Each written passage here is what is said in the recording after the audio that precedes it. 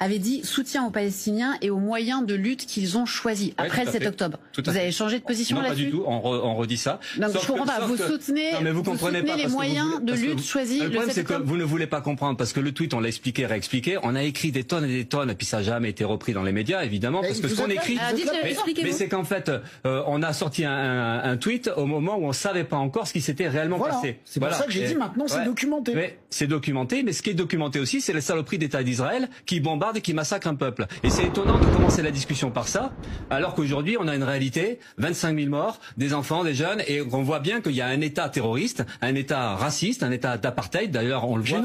L'Afrique du Sud, oui, on peut dire ces mots-là. Après, c'est toujours compliqué d'utiliser tel ou tel mot parce qu'on voit que ça rentre dans des catégories judiciaires ou dans des catégories politiques précises. Mais oui, on peut dire on est face à un génocide avec un déplacement de population. Je crois que c'est 85% de la population qui est déplacée. Donc, mais on est dans le cadre et l'attaque du Hamas, elle était dans ce cadre-là aussi, dans le cadre d'une guerre coloniale qui dure depuis 75 ans. Et le problème, et c'est là où nous on défend la résistance, on défend la résistance palestinienne. La guerre, c'est massacrer des civils, violer des femmes? La guerre, c'est Israël qui l'amène depuis 75 ans, qui exploite, qui opprime, qui colonise un peuple. Ça, c'est le point de départ de la situation.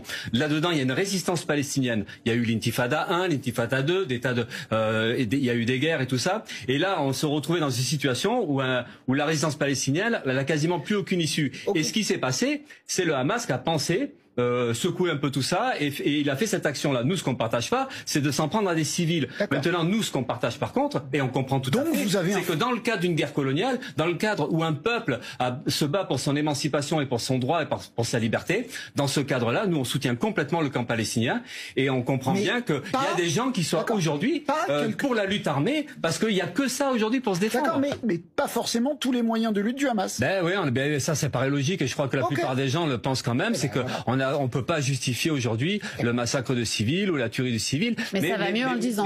Ça va mieux en le disant, mais bon, on l'a dit de suite. Là, c'est marrant que 4 mois après, il faille le redire encore une fois. Mais par contre, vous voyez, on passe du temps sur ça et on passe pas du temps sur la saloperie d'État d'Israël qui est en train de bombarder, de massacrer, et la responsabilité des pays impérialistes ou des pays comme la France qui, par leur soutien conditionnel, deviennent complices de ces massacres-là. Parce qu'aujourd'hui, si Israël se sent capable de faire tout ça, c'est parce qu'elle a été soutenue par les plus grandes puissances. Et aujourd'hui, ça bombarde.